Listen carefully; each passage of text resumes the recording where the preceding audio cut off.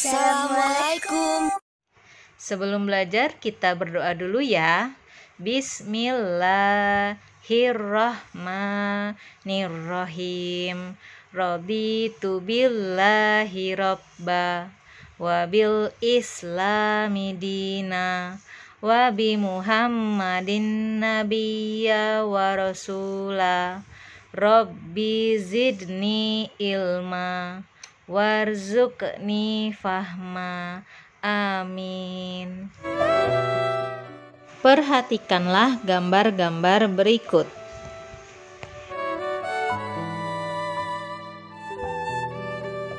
Apa yang terjadi jika kerbau menarik alat bajak sawah? Apa yang terjadi jika kuda menarik delman? Dan apa yang terjadi jika Andi mendorong alat pengangkut pasir?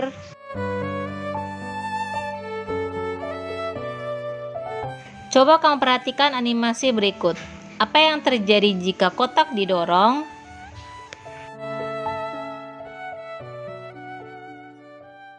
Apa yang terjadi jika kotak ditarik? Gaya dapat menyebabkan suatu benda bergerak dan kedudukannya berubah.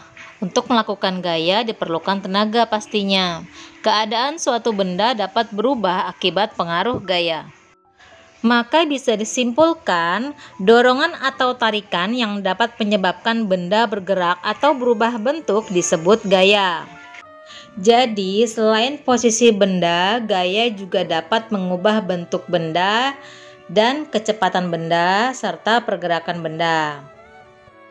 Alat pengukur gaya disebut dinamometer.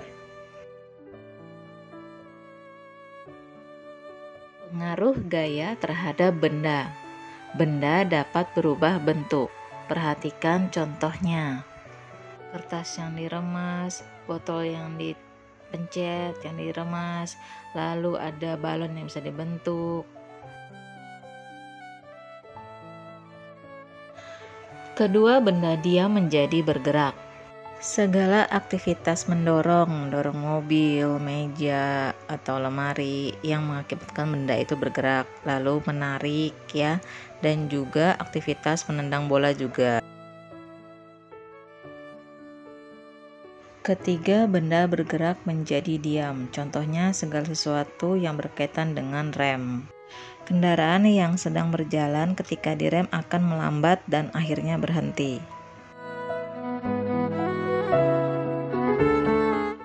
Keempat benda bergerak yang bisa merubah arah. Contohnya pada saat kita syuting main sepak bola, lalu syuting pada saat main bola basket, dan yang contoh selanjutnya adalah motor yang kita belokkan stangnya. Seandainya stang tidak kita belokkan, maka motor tersebut tidak akan belok tapi lurus aja terus.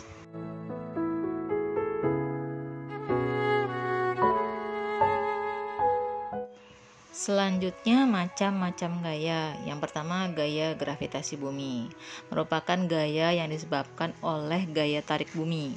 Contohnya banyak ya, jika kita terjun payung ya, itu nanti pada saat penerjun payung yang melompat dari pesawat akan bergerak menuju ke permukaan bumi. Itu salah satu contoh adanya gaya gravitasi bumi.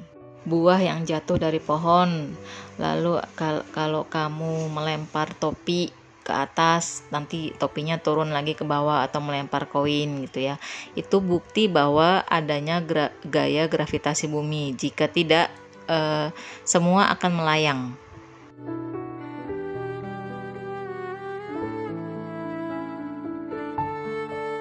Gaya pegas adalah gaya yang terjadi akibat tarikan atau dorongan terhadap benda yang dilakukan menggunakan pegas elastis. Contohnya banyak banget ya.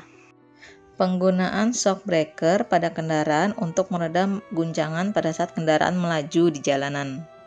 Penggunaan ketapel dan juga busur panah. Lalu ada anak-anak yang bermain lompat trampolin. Lalu pulpen kita yang bisa kita cetak-cetek, ya itu juga ada pegasnya teman-teman. Yang ketiga, gaya magnet adalah gaya yang timbul karena tarikan magnet terhadap benda yang terbuat dari logam tertentu. Contohnya paku yang didekatkan pada magnet yang akan tertarik magnet tersebut.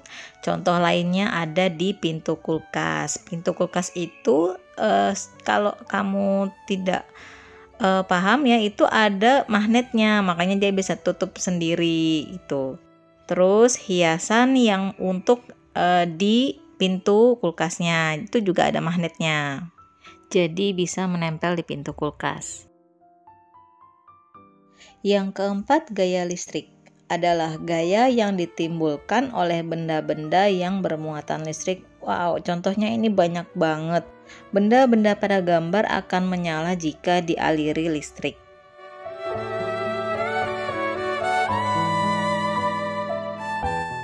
Gaya gesek adalah gaya yang timbul jika dua permukaan benda saling bertemu. Gaya gesek dapat menimbulkan adanya hambatan. Nah, semakin kasar permukaan benda, gaya gesek semakin besar dan juga sebaliknya. Berikut adalah contoh-contoh dari gaya gesek. Menghapus papan tulis saat berjalan, saat bermain sepeda, gesekan terjadi antara ban dengan aspal. Lalu saat mengasah pisau, lalu saat kalian bermain skateboard atau sepatu roda. Gaya otot adalah gaya yang timbul karena menggunakan otot dalam melakukan aktivitas. Contohnya semua kegiatan yang menggunakan aktivitas otot ya, misalnya mendorong atau memotong kue, bahkan menggendong tas pun itu juga termasuk gaya otot karena menggunakan otot untuk beraktivitas. Gaya otot ini bisa dilakukan oleh manusia ataupun hewan.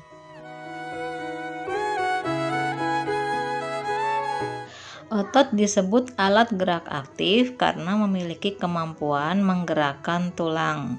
Jika otot digunakan terus-menerus untuk melakukan kegiatan yang berat, otot akan mengalami keletihan. Pada saat otot mengalami keletihan tetapi tetap dipaksakan untuk beraktivitas, maka timbul cedera otot atau yang dinamakan kram otot.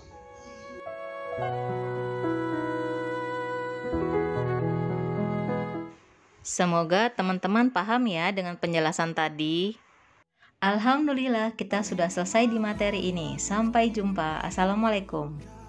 Orang biasa, tapi cintaku pada